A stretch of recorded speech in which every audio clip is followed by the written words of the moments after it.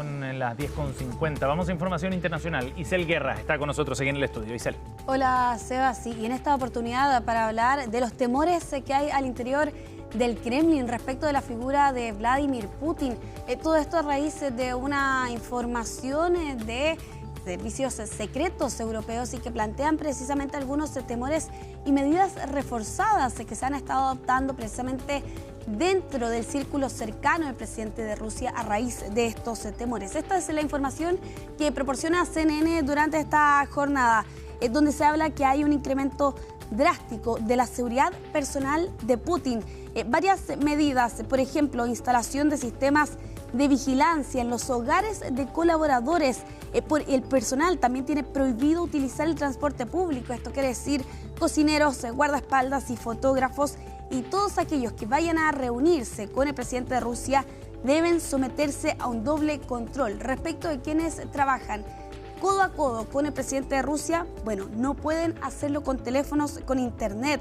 De hecho, esto ha llevado al presidente de Rusia a reducir drásticamente el número de lugares que visita con regularidad, como por ejemplo la residencia de veraneo e incluso instalaciones militares, según ha podido conocer CNN a través de un informe de la Agencia de Inteligencia Europea, y que plantea precisamente este temor de ser asesinado debido a la ola de asesinatos de altos mandos que han ocurrido particularmente en estos últimos meses y que incluso desató una disputa en la cúpula de las fuerzas de seguridad, pero también el temor de un golpe de Estado. De hecho, respecto a este último punto, se habla incluso de un nombre que, para más de alguno que nos escucha a esta hora, le podría sonar familiar, el de Sergei Shoigu, un antiguo confidente de Putin, ex ministro de Defensa, que fue apartado de su cargo, pero que de todas formas conserva una influencia significativa dentro del alto mando militar. Por eso el temor precisamente de que Sergei Shoigu podría entonces liderar esa eventual ofensiva contra el presidente de Rusia. Porque ahora se estarán preguntando ustedes entonces, bueno, porque recientemente fue arrestado un antiguo colaborador de este antiguo confidente de Putin. Por eso se han desatado estas alertas y estas preocupaciones. Se suma además, por cierto, también a esta tensa reunión que hubo recientemente donde se enfrentaron figuras del alto mando militar ruso debido a los temores de asesinato de otras figuras dentro del régimen de Rusia, y por tanto también allí estas medidas extraordinarias y adicionales que se han estado tomando alrededor del presidente de Rusia. En un contexto donde Rusia ha estado presionado ya desde hace varios años por la guerra con Ucrania, un conflicto que Putin esperaba terminar mucho más rápido de lo que efectivamente ha ocurrido, pero también donde se le han abierto otras oportunidades a propósito de la guerra en Medio Oriente, ¿no? El conflicto entre Irán, Israel y Estados Unidos ha significado también una oportunidad para, no solo desde el punto de vista mediático, quitar presión sobre Rusia, sino también para poder fortalecer su posición de la mano de Irán, precisamente. Claro, exactamente. Pero que sin embargo eso contraviene con algunos hechos que han ocurrido recientemente. Por ejemplo, la economía rusa está fuertemente golpeada, pese a lo que ha significado para Rusia y el precio del petróleo el conflicto en Medio Oriente, ¿no? Si bien efectivamente el precio del petróleo ha subido, en el caso de Rusia hemos visto cómo Ucrania ha estado lanzando ataques contra instalaciones energéticas de este país. Claro. Y no solo eso, sino que también y plantea aquí también este informe de CNN, ha golpeado a las élites urbanas de Moscú.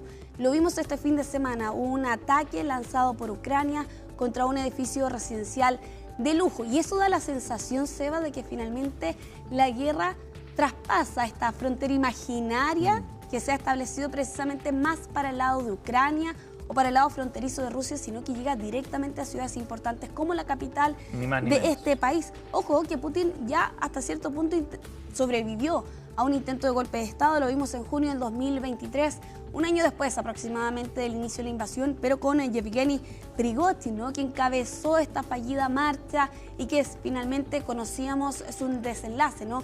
Su muerte solo unos días, semanas después precisamente de ese intento que había lanzado entonces este jefe mercenario desafiando al Kremlin, pero que, ojo, terminaba finalmente con su vida. Lo cierto es que, ojo también con lo que va a ocurrir durante este fin de semana, es el Día de la Victoria en Rusia el próximo 9 de mayo. Se han tomado algunas medidas adicionales, como por ejemplo la reducción de esta marcha y este desfile militar gigantesco que habitualmente se hace, por cierto, en la capital y que ahora, debido por un lado a la situación económica, también a lo que aseguran desde Rusia son temores de ataques terroristas, se ha reducido precisamente ese gigantesco evento, pero que algunos analistas hacen el llamado a mirar el arma fino, ¿no?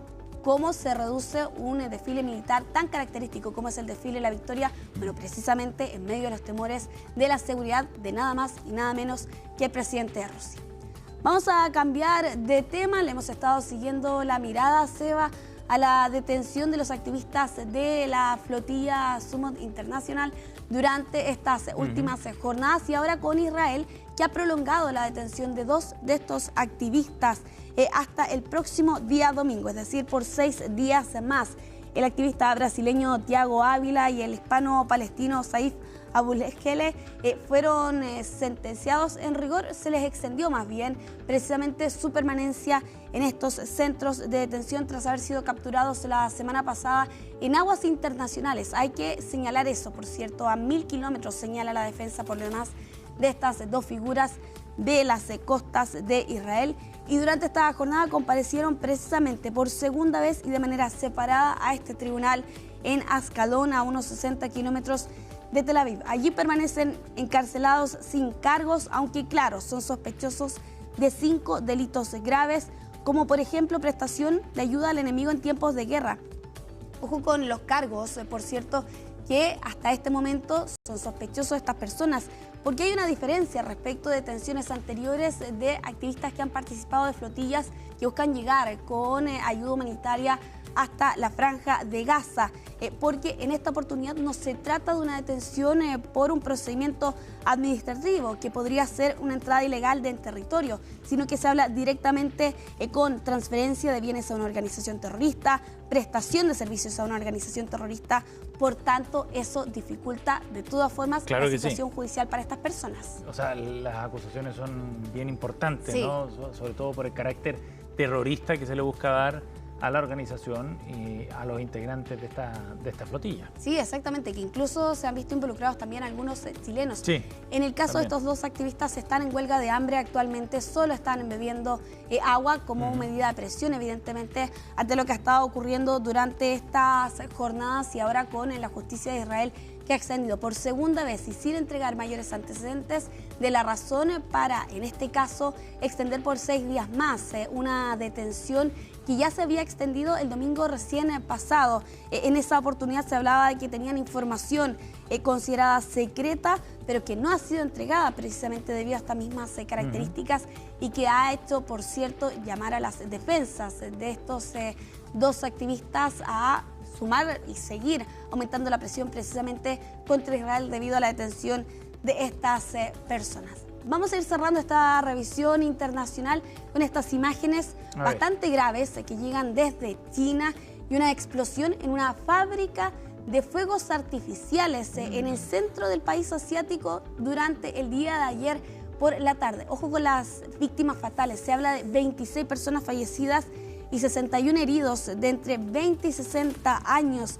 De hecho, se han estado llevando a cabo operaciones de rescate durante estas últimas horas en esta fábrica de fuegos artificiales en la ciudad de Liuyang el día de ayer por la tarde y que se ha extendido también durante esta jornada. Una explosión gigantesca, lo podían ver ustedes en las imágenes recientemente, incluso se hablaba de piedras lanzadas a la carretera, incluso por cientos de metros debido a la explosión y a la magnitud que tuvo este hecho el día de ayer. Es impresionante, por supuesto. Gigantesco, un radio de evacuación de 3 kilómetros, Seba, debido al riesgo de que esto siguiera aumentando el día de ayer. 1.500 efectivos de seguridad en la zona ante esta gigantesca explosión que están viendo ustedes ahí en pantalla. Ahí están las imágenes bien sorprendentes que llegan desde China. Gracias, Isel. Que esté muy bien, que esté muy bien. Nos vemos. Nos vemos.